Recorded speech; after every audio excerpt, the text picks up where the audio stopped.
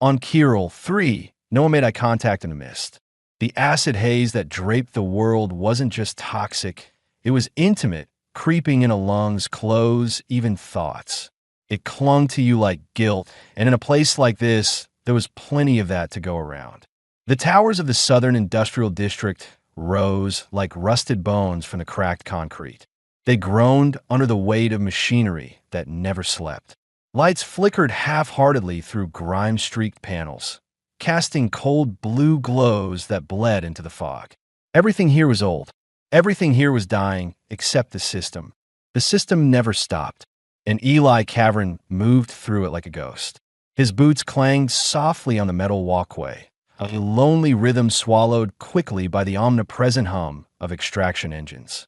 Above, drones zipped between scaffoldings, scanning, reporting, watching.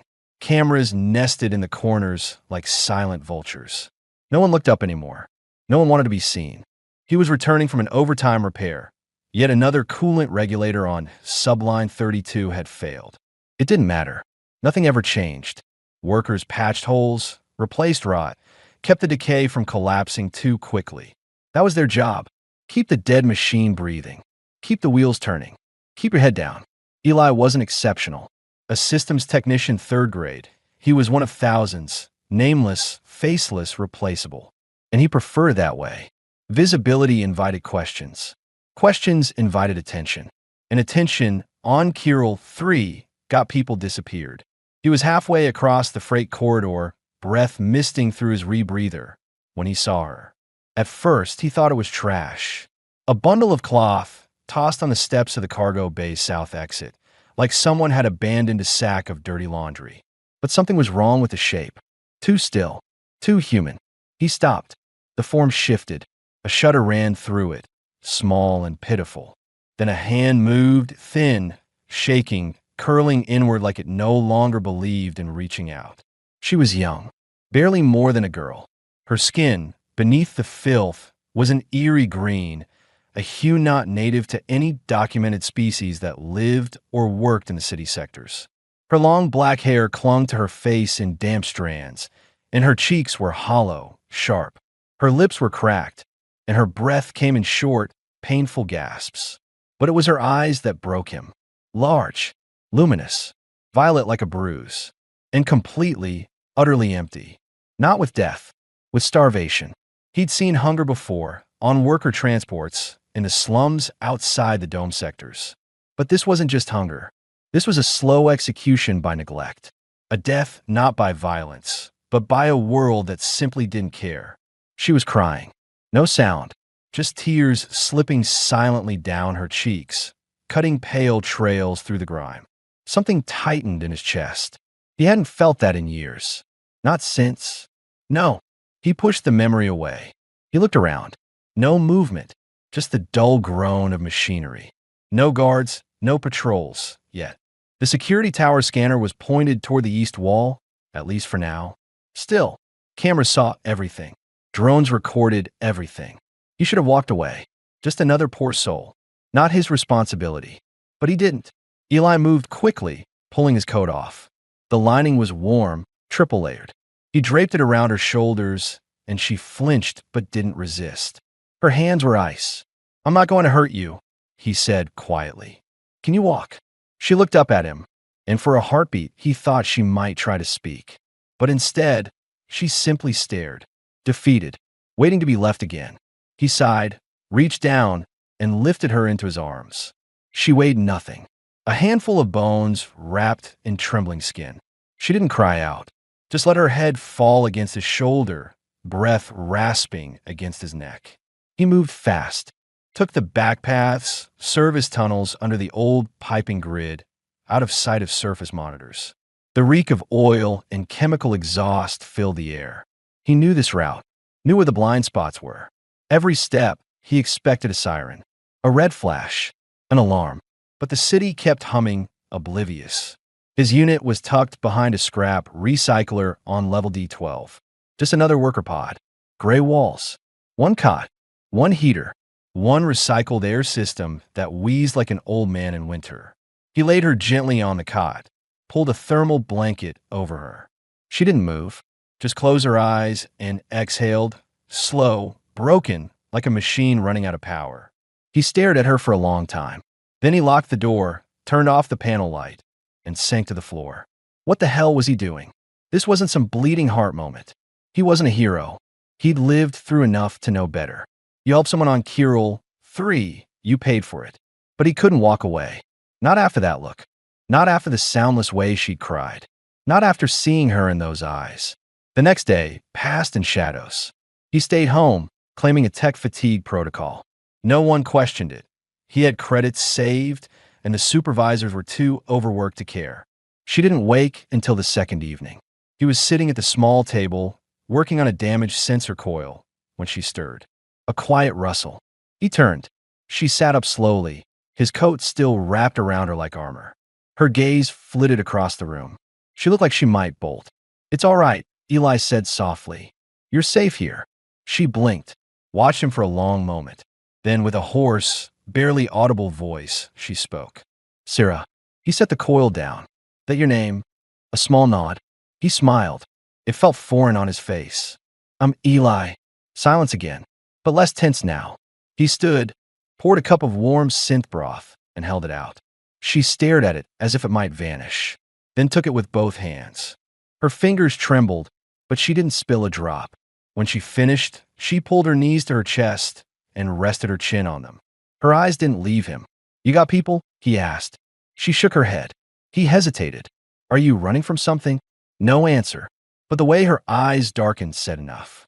He didn't press. Didn't need to. Whatever had brought her here had nearly killed her. She didn't need more questions. Just time. That night, she fell asleep near the heater, curled up like a child. Eli stayed up, pretending to work, but really just watching her chest rise and fall. She was alive. That meant something.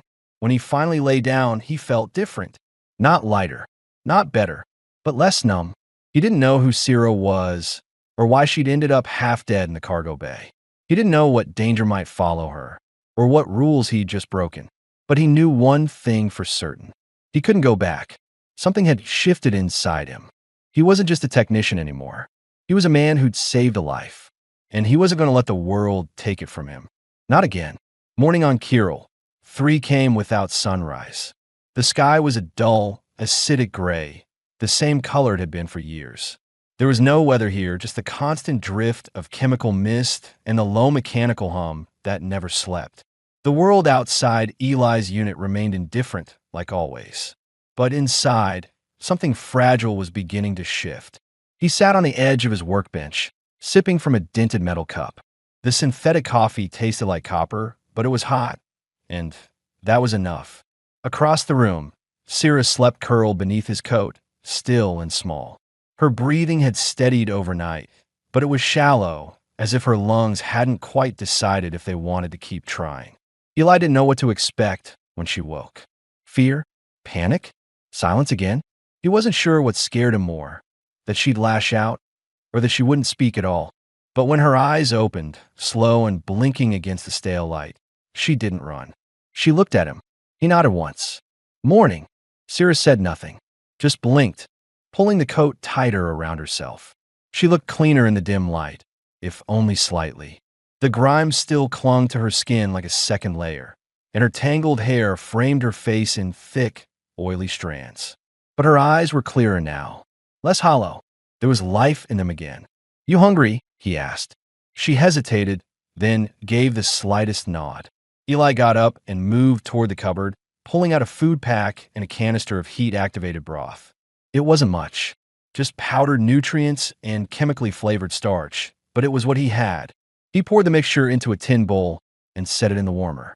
As the machine hummed softly, he glanced over his shoulder. She was sitting up now, legs folded beneath her, watching him carefully. He brought the bowl to her and crouched, holding it out with both hands. "It's not fancy, but it'll help." She reached slowly, fingers brushing his as she took it. Her skin was cold, but no longer clammy. She held the bowl close, and for a moment, just inhaled the steam. Then she ate, small bites, cautious and quick, like she was afraid it would be taken away. Eli didn't speak. He just watched her, careful not to stare too long. The way her shoulders relaxed after Every swallow told him enough.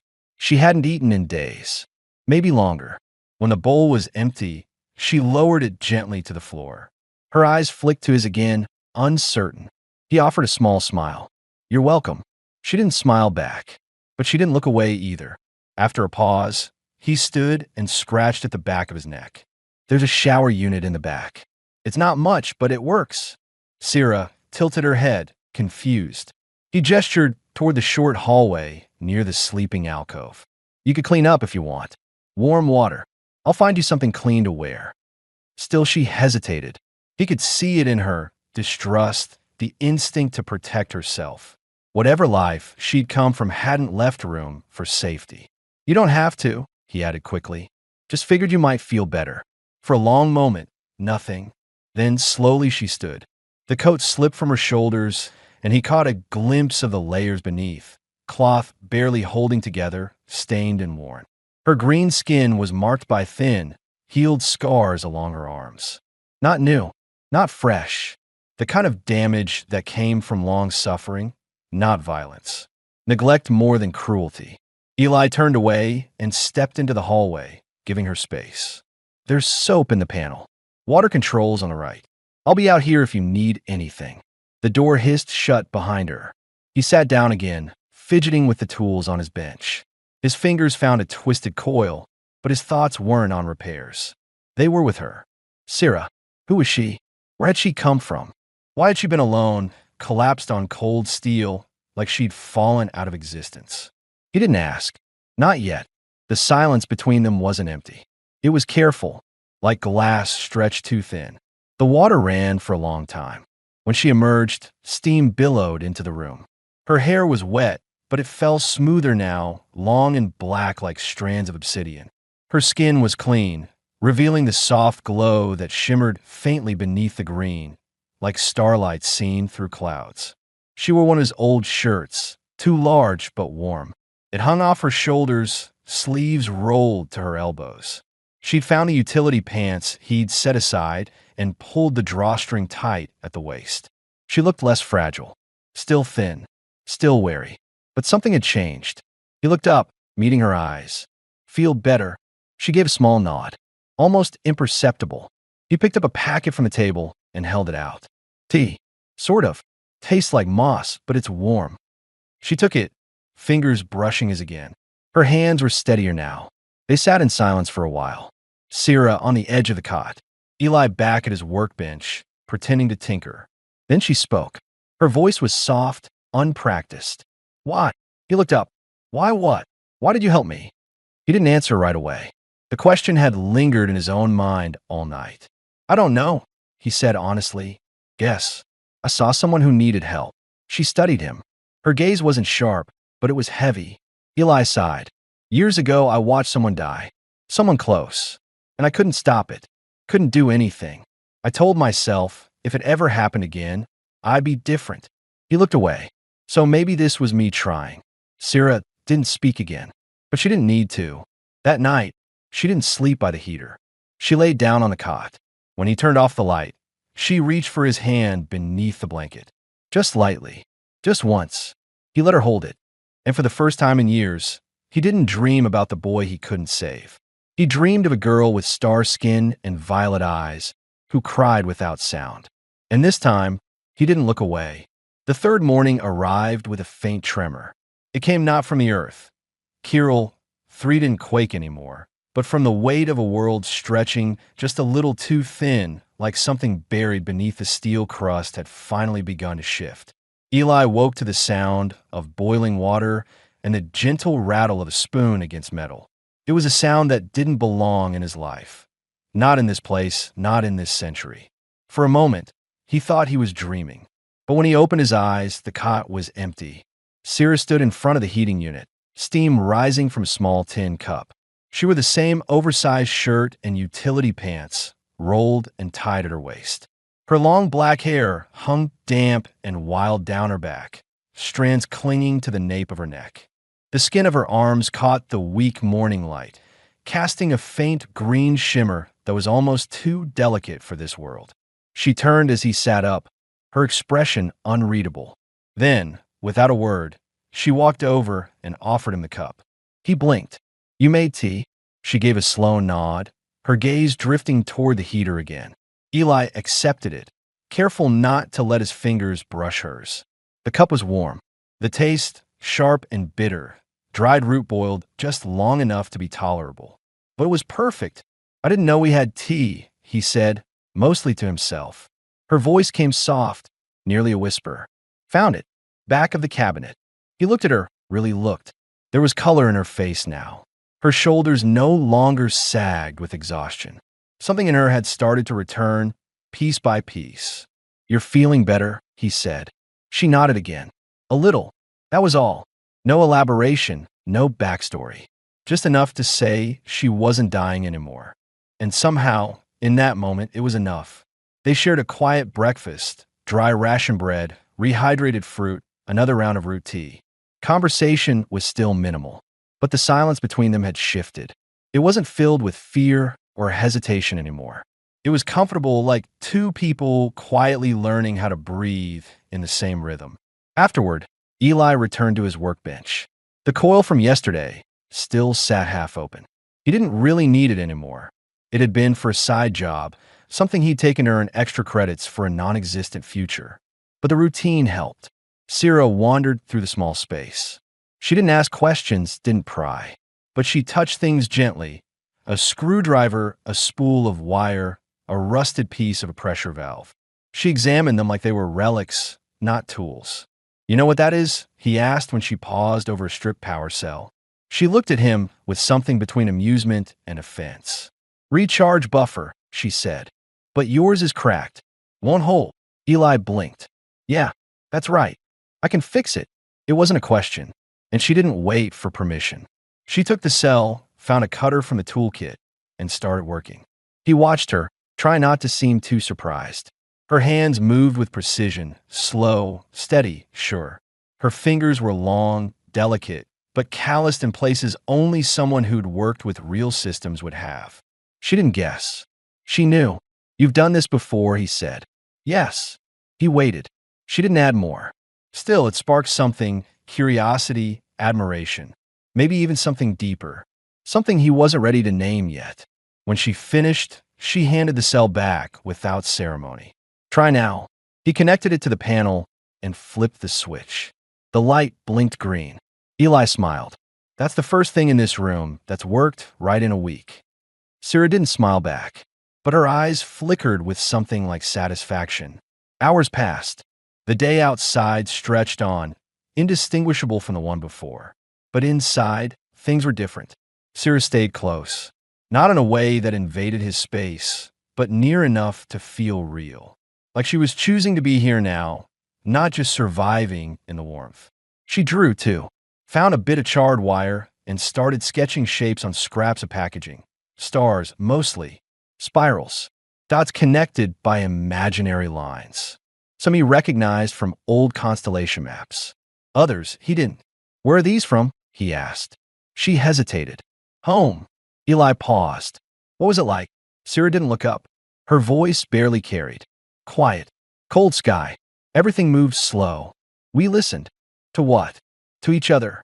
The words lingered in the air. He didn't press her. It was the most she'd shared yet. Later that night, as he powered down the console, he caught her watching him. What? He asked gently. She tilted her head. You don't ask many questions. He shrugged. You don't offer many answers. A long pause. Then why not? Because I don't want to push you away. That made her go quiet again, but not in the way that closed doors. It was the kind of silence that said, I'm thinking about that. They sat together in the low glow of the heater. Sierra rested her back against the wall, her knees drawn up, hands folded in her lap. She looked tired but not weak. And then, out of nowhere, her voice broke the quiet again. People don't do that. Not here. Eli raised a brow. Do what? Wait. He didn't know what to say to that, so he didn't say anything. Eventually, she spoke again. My kind, we feel too much. That's what they say. They called it a defect. So we think with the wrong parts of ourselves. Eli turned to her. So they left you behind? Her jaw tensed. I was inconvenient. It made him want to break something. Not for her, not to impress her, but because the idea that someone like her had been discarded like spare parts made something in his chest burn. "You're not a defect," he said. She looked at him, startled. "You're just real," he continued. "More real than anyone I've met in a long time." Sarah didn't respond, but her gaze softened just a little. She reached forward, fingers barely grazing his wrist. Not an accident, not a mistake. And Eli didn't pull away. They stayed like that for a long time, connected by silence, by understanding, by the subtle gravity that pulled two lost things toward each other. And outside, the mist thickened, curling against the windows like it knew something had changed. Because it had. The heater clicked once, then again, as it struggled to maintain warmth against the creeping cold that lived inside the walls. Kirill, 3 didn't get colder, not in any technical sense. Temperature was controlled, regulated, processed, but somehow the cold still found a way in. It was the kind of cold that sank into bones, settled behind eyes, and whispered truths that were best left buried. Eli woke to silence. Not the absence of sound, but that precise kind of quiet that made you feel like the world was waiting to inhale. The cot was empty. He sat up quickly, heart thudding. The air in the room tasted wrong, too still, too heavy. He scanned the shadows. Sarah was on the floor, curled tightly near the far wall, knees drawn to her chest, arms wrapped around her head. Her whole body trembled, not from cold, but from something far deeper. Her breath came in short, choked gasps. Eli was beside her before he even realized he'd moved. "Sarah," he whispered. "Hey, you're safe. You're here. It's okay." She didn't respond. Her eyes were open, but unfocused. She didn't see him. He reached out slowly, gently placing a hand on her shoulder. She flinched hard, her whole frame recoiling like she'd been burned. He froze, then softened his touch, his voice. "It's Eli. Just me. You're not there anymore. You're here." She blinked. Once. Twice. Then, finally, her eyes met his. Recognition flickered. A breath caught, and she collapsed against him. Not like someone seeking comfort, but like someone whose body had finally let go after holding too much for too long. Her forehead pressed to his chest, hands fisting into his shirt, and the tremors racking her body slowed, bit by bit, breath by breath. Eli said nothing. He didn't ask. He didn't prod. He just held her, steady and warm, and let her come back to herself. It took a long time. When she finally pulled away, her face was pale and damp, her violet eyes ringed with exhaustion. She didn't speak right away. "Do you want water?" he asked gently. She nodded. He helped her sit up, then stood to fetch the canister. He poured it carefully into a small ceramic cup, the one with the chipped rim she always picked for herself. She took it with both hands and drank slowly, almost reverently. Then she set the cup down, looked at him, and said something he hadn't expected to hear. "I'll tell you." Eli didn't move. He waited. Sarah stared at the wall. Her fingers traced invisible patterns into the blanket draped over her legs. "I was born on a moon called Navarra," she said. "We weren't many, maybe a few thousand, scattered across the mountains. We didn't build much, just what we needed. Stone shelters, sky mirrors, root gardens. Our world was small but quiet, beautiful." Her voice was steady now, low and calm like a stream flowing through rocks. "We listened mostly, that's what we did. To the sky, to the wind, to each other. Silence wasn't empty where I came from. It was sacred. We could hear things in it, truths, emotions, things people didn't know how to say out loud." She paused, eyes narrowing slightly. They didn't like that. The ones who came later. Offworlders. Corporates. They started digging, building towers, melting the ground for metal. They said they'd leave us be, that we were culturally protected. A bitter smile touched her lips. They lied. Eli clenched his jaw. He didn't speak. He let her go on. "My people didn't fight. We didn't know how. We tried to adapt. We let them build, let them pave over our fields. We offered help, shared what we knew. But some of us started to change." She looked down at her hands, turning them over slowly as if surprised they were still there. "I was young, too young to understand. But I felt everything. All the emotions around me. Fear, anger, grief. They poured into me. It was like my skin had no walls. Eli's brow furrowed. You mean empathic? More than that, she said softly. I could feel what others refused to. Things they buried. I absorbed them, carried them. She exhaled, long and slow. They said I was too sensitive, that I made people uncomfortable, that I destabilized group harmony. So they sent me away. Not far, just to a distant facility, one of the research centers the corporations ran. They said it was for my own safety. Her voice cracked slightly. But I know what exile feels like, even when they use soft words. Eli's heart ached. And Kirill, 3? I escaped, she said. I stole a service passcode, hid in a freight crate. I didn't even know where it was going. Just wanted to be gone. I thought maybe, if I was far enough away, I could stop feeling everyone else. She looked up at him then. But you don't stop. You just go numb. He didn't realize he'd reached for her hand until he felt her fingers curl around his. Sierra blinked. I wasn't supposed to survive here. I didn't expect to. But you did, he said quietly. You're here. I'm still here because of you. Eli shook his head slowly. You're here because you kept breathing. That was all you. They sat like that in silence, hand in hand, the only sound the quiet hum of the recycled air. Eventually, she leaned her head against his shoulder. Sometimes I forget how warm another person can be, she whispered. It's on my body forgot. Eli swallowed the lump rising in his throat. Mine too. Outside, the mist thickened, pressing against the narrow window like an unwelcome visitor. And still they sat, wrapped not in heat, but in something far rarer on Kirill 3. Trust. That night, the dynamic shifted again. Not in some grand gesture, not in sudden declarations or dramatics, but in the quiet way Sierra reached for his hand without hesitating. In the way she smiled, just slightly, when he offered her tea. In the way she told him before falling asleep, if you want, I could teach you how to listen. To what? He asked. She looked at him like the answer was obvious. To the spaces between. The wind had teeth tonight. It whistled through the crawler's ventilation slats like a living thing, gnawing at the metal skin, testing for weaknesses. Eli sat in the pilot's seat, one hand on the ignition, the other resting on his thigh. They had stopped just beyond the jagged fields, where the dunes curled around the wreckage of the planet's early colonization days like sand swallowing bones. Behind him, Sierra slept lightly in the makeshift cot they had built from tarp and netting. Even in rest, her body stayed curled, knees drawn close, one hand open beside her chest like she was holding something fragile. She always slept like that. Eli didn't know what nightmares chased her, but he recognized the look. It was the same one he had seen in the mirror for too many years, when dreams were less about monsters and more about what you couldn't save. A soft beep drew his attention. He turned toward the dash. The signal scanner flickered once, then again. A thin spike, barely there. He leaned in, adjusted the gain. Still nothing. Then, another pulse.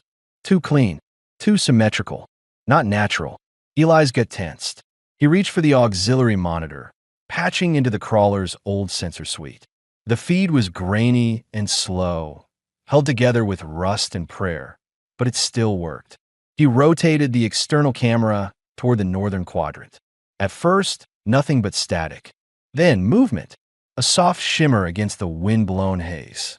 Almost like heat distortion, but more deliberate, angular, cloaking. He froze. Someone, or something, was tracking him. Before he could react, he heard a shift from behind. Sierra stirred, sitting up slowly. Her eyes locked on him instantly, like she had felt the change in the air before even waking. What is it? She asked, voice still husky from sleep. He didn't lie. Something's out there. Her expression didn't change, but her posture did. Alert. Still. Her fingers curled around the edge of the cot. Can you feel it? He asked. She nodded. It's not just a drone. It's watching, but not looking. Eli didn't ask what that meant. He trusted her instincts, now more than the readings in front of him. He powered down the external lights. We need to move. Sierra stood and crossed the cabin, barefoot, silent. She pressed her hand against the side panel.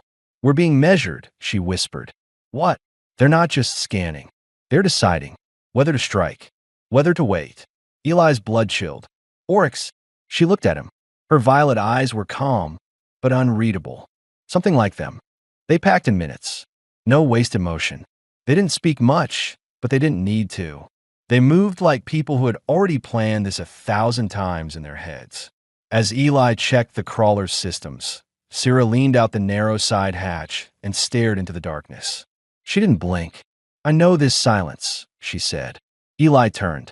"From where?" "From a holding station, before they took me off-world. It's the same quiet that came before the doctors spoke, before they told me I wasn't mine anymore." He stood beside her, close enough to feel the tension in her shoulders. "They'll take it all," she said. "Not just data, not just memory. They'll take who you thought you were."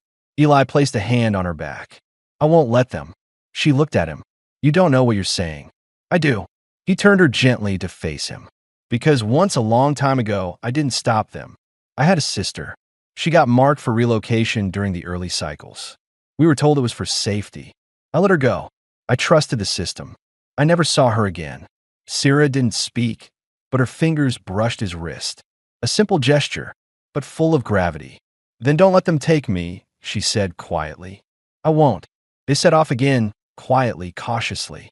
The crawler skirted the edge of the salvage basin, navigating through rusted towers and long-dead machines. Eli kept the power low, the heat signature minimal. The signal spikes continued, irregular now, as if their hunter was circling, learning, waiting. Sarah sat beside him, one hand on the window, the other holding the folded cloth where she kept her small metal carvings.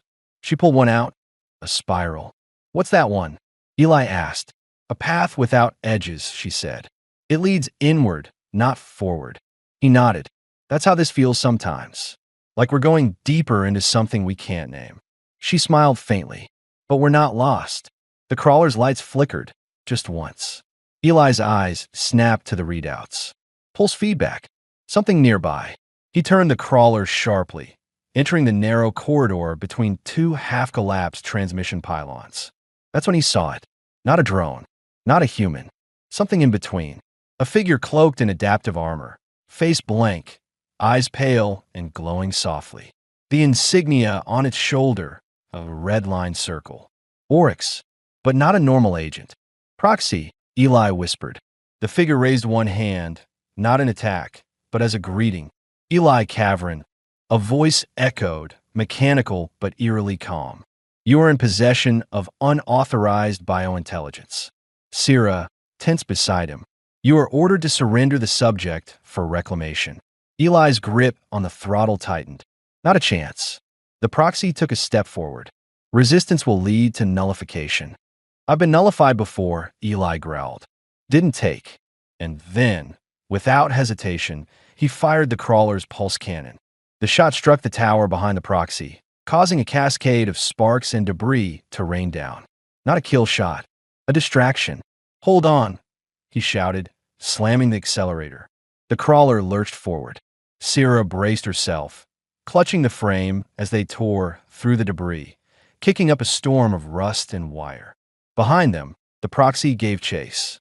They didn't speak as they raced across the open basin, but their hands found each other, clasped tightly between gear shifts and heartbeat spikes. Eli glanced at her once. She was smiling, not in joy, in defiance. The crawler's engine screamed beneath them as they veered off the main path and into a collapsed subgrid, a field of buried fiber and rusted data conduits that hadn't pulsed with power in years. The terrain was uneven, cracked, a minefield of forgotten infrastructure, but it offered something precious. No surveillance. Eli slowed as they dipped below the level of the main ridge. The wind above them thinned, replaced by the stillness of the basin floor. Crumbled slabs of ferrocrete rose like tombstones around them, and the echoes of the chase faded behind layers of silence. He cut the engine. They sat in darkness. Only the faint glow of the crawler's auxiliary panel illuminated their faces. Sarah still glowing faintly green in the low light, her dark eyes wide, searching. "I think we lost it," Eli whispered. "No," she replied. "It let us go." Eli's brows furrowed. "What do you mean?" Sarah reached forward and placed her hand against the dash. Her palm trembled slightly. "They're not trying to catch me," she said. They're trying to understand me. Eli exhaled. That's somehow worse. She nodded. For a long moment, they sat in silence again, the engine still ticking with residual heat, the air thick with adrenaline and unsaid things. Then Cirrus said, I felt him. Who? The proxy. Not his thoughts. Not like I usually feel. I felt a pocket of absence. A place where a person used to be. Her voice grew softer, vulnerable. He used to be someone. Eli turned to her. They took that from him? Yes, she said. And I think they want to do the same to me. Eli reached across the console and took her hand. She flinched, but didn't pull away. His touch was rough, warm, real. It anchored her. They won't, he said firmly. I won't let them. Her eyes met his. Why? He paused. And then he said it, not as a confession, not as an outburst, but as the only truth that mattered anymore. Because I love you. Sarah blinked. For a second, she didn't breathe. She studied his face like she was memorizing it, like she didn't quite believe it could belong to someone who saw her not as a threat, not as a ghost, but as something worth choosing. Then, slowly, her lips parted. I've never heard that word used like this, she said. Eli smiled softly. How have you heard it? As control, as devotion, as sacrifice, never as choice. He leaned in slightly. Then let this be your first. She reached for his face, her fingers tentative but steady. Her palm rested against his cheek, and her thumb brushed the line of his jaw. Then she kissed him, gently, like opening a memory. It wasn't a kiss born of desperation. It didn't ask for rescue. It didn't beg for salvation. It was a promise that she was still here, that she still could love, and that he was the reason she remembered how. When they broke apart, she rested her forehead against his, eyes closed, breaths mingling. I don't know what happens next, she said. Neither do I, he replied. But we'll face it, she murmured together. Outside, the wind softened. The signal noise faded. They weren't safe yet, but they had found something more powerful than safety. Each other. And that was enough for now. The wind had shifted again. Eli noticed it first. Not in the way the crawler rocked or the cold bit harder, but in how Cirrus stopped speaking mid-sentence and tilted her head toward the ridge. She stood in the open hatch, her eyes fixed on the pale arc of the sky above the valley, shoulders drawn, every line of her body taut with a knowing that had no logical source. But every time he had trusted it, it had been right. They're coming, she said. Eli didn't ask how. He trusted her now more than he trusted his instruments. He stepped beside her, watching the horizon. How many? One, she replied. He frowned. Just one. Sarah's fingers curled slightly. One is enough. She stepped back inside the shelter, moving to the satchel where she kept her memory medal. Those little sculptures she had made along the way, each one a piece of her rebuilding self. Her hands hovered over them now, like she was saying goodbye. Are we running again? She asked. Eli shook his head. No. Why not? Because this isn't the part where we run. This is the part where we make a stand. Sarah looked at him, something flickering behind her eyes. You're not afraid? She asked. I am, he said, but I'm more afraid of what I'll become if I let them take you. The words hung in the air, heavier than the weapons he was loading into his belt. The rifle, the charge baton, a single ion mine he had kept buried under the floorboard. Sarah stepped closer. I don't want you to die for me. I'm not planning to. But if you do, Eli smiled faintly. Then I'll die knowing I finally did the right thing. She reached for his hand. No, if you die, I'll follow. He froze. She meant it. You're not a weapon, Sarah, he said, voice quiet. She shook her head. No, but I am dangerous. And it's time I stopped being afraid of that. He didn't argue. He simply leaned in and kissed her again, quick but meaningful. A seal. A vow. Then they waited. The proxy arrived just after sunset. He stepped into the clearing like a shadow made flesh, the last light of day gleaming off the matte black of his armor. His face was unchanged, expressionless, synthetic. But his eyes weren't just cold. They were empty. Unauthorized biointelligence identified, he said. Surrender requested. Eli stepped forward, rifle steady. No, the proxy didn't move. Resistance will result in full suppression. We're not afraid of you, Cirrus said. For the first time, the proxy turned his head slightly, toward her. You are the product of experimental empathy breach. Your designation is unstable. You carry unauthorized memories and corrupted emotional profiles. I carry truth, Sarah replied, and you're afraid of it. She stepped forward slowly. Eli tried to reach for her arm, but she held up a hand. I have to do this, she said. He let her go. Sarah walked into the open, unarmed, unshielded. You were someone once, she said to the proxy. I don't know your name, but I can feel what's left of it deep down.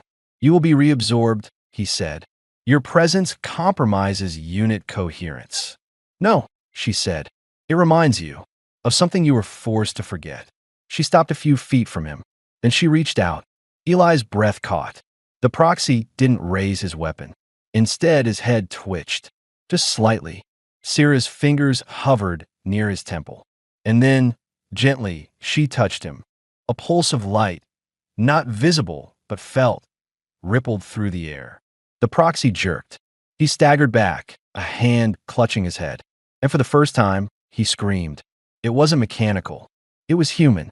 Memories, long buried, surfaced in fragments, flashes of a child's drawing, the sound of laughter, the feel of a breeze that wasn't manufactured. Then silence. The proxy collapsed to one knee. He looked up at her, and the synthetic mask cracked. Not physically, but emotionally. My name, he whispered. It was Dayran. Sarah knelt beside him. You were not meant to be forgotten, she said. You were meant to remember. He closed his eyes. Then he stood, unsteady, but different. He turned to Eli. She's more dangerous than you realize, he said, because she gives back what we thought we could erase. Then he looked to Sarah. I don't know what I am now, but I won't report this. He walked away, just like that. No shots fired, no explosion, no blood, just choice. When he was gone, Sarah nearly collapsed. Eli ran to her, caught her before she hit the ground. She was trembling, not from pain, from release. You did it, he whispered. She smiled weakly. I remembered who I was, and I gave it away, and it didn't destroy me. He held her tighter. It made you whole. They sat there, under the stars that were just now beginning to pierce the haze. And for the first time in years, Sarah cried. Not from fear, not from grief, but from the sheer, overwhelming relief of being allowed to be. And Eli held her as long as she needed. Later that night, as the valley slept around them and peace settled over the earth like mist, Sarah touched his face again and whispered the words she hadn't dared to speak before. I love you. And Eli, smiling, kissed her forehead and whispered back, I loved you from the moment I saw you. I just didn't know what it meant yet. They lay together, arms entangled, hearts steady. Not hiding, not running, living. The wind still moved through the valley, but it no longer howled. It sang, low and warm. It rustled the leaves of the trees that had taken root along the ridge, their canopies casting shade over the garden beds where fruit now grew alongside the wild moss and memory flowers Sarah had once planted with trembling hands. The shelter had expanded, no longer a simple structure of salvaged tarp and bent metal. It had walls now, windows, a small chimney that puffed gentle spirals of steam into the pale sky each morning. Solar plates had been arranged like petals on the slope above, and the purifier hummed quietly beside the stream, fed by a copper pipe Eli had forged and placed by hand. A home, not a hiding place, not a shelter from war, just a home. From the open doorway, Eli stepped into the light, stretching his arms overhead, his shirt loose and soft with wear. There were streaks of gray in his beard now, sun lines around his eyes. But he stood tall, steady, the kind of strength that didn't need to declare itself. He turned at the sound of footsteps, bare feet padding across the wooden floor. Sarah emerged behind him, wrapped in a deep green shawl. Her hair was longer now, woven with soft cords and beads of copper. A smear of soil ran along her cheekbone, and her eyes sparkled with the kind of peace only time and choice could bring. In her arms was a child, not human, not Nivhar, theirs. The girl had Eli's dark hair, Sarah's violet eyes, and a smile that didn't belong to either of them because it had come from freedom. She wanted to help plant, Sarah said, lifting the girl to her hip. She always does, Eli replied, reaching out to stroke her hair. She has your touch. Syrah raised a brow. She has your stubbornness. The child giggled and buried her face in Syrah's shoulder. Eli leaned in and kissed them both, first Syrah's forehead, then the top of the girl's head. I still can't believe this is real, he said. Syrah looked up at him. You should. We built it. He nodded, then glanced to the edge of the garden, where a polished sculpture stood, a small memorial they had made together.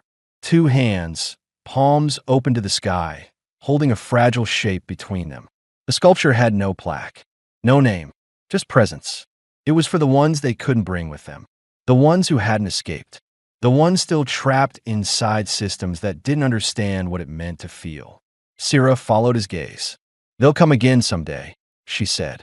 People like us, broken things, escaping things. Eli nodded. And we'll be ready. We'll welcome them, she said. He turned back to her and kissed her softly. Still love you, he murmured. Her smile was immediate. Still love you. The child squirmed and laughed again. Let's show her how to plant, Syrah said. So they did, together, as they always had.